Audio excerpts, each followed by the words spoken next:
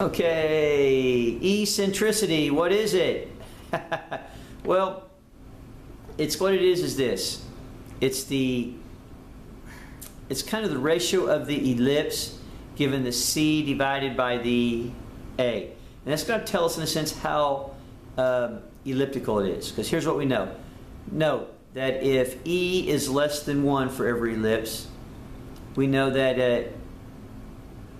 it's nearly circular, okay?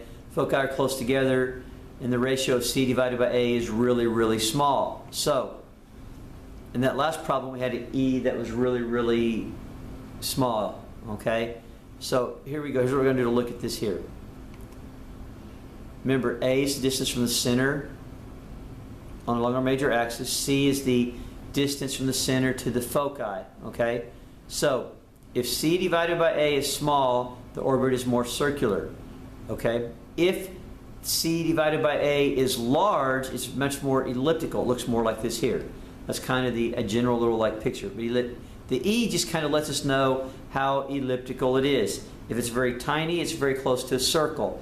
If it's E is really large, then we know it's very elliptical in shape. So, okay, so here we go. And here's some notices of some elasticity here. The orbit of the moon is 0.0549, and if you were watching one of the other videos, it kind of looked, the picture looked something close to this right here. It was very, very close to being very circular. Not quite. So as you look here at our orbits of the moon, we see this here. That's the orbit of the moon. Here's the orbit of each thing around the sun. Notice Mercury is a little more elliptical than Venus. We are a little more elliptical than Venus. Venus is a little more circular. Mars is more elliptical than us. Jupiter's not as much as Mars. You can see that there. Saturn, 0.0542. Notice there. Uranus is right there. Neptune has a very tiny. It is almost circular. It still has a little elliptical. And Pluto, which we now know is no longer a planet, when this first came out, that's what they had come up with. That's why his was probably the largest.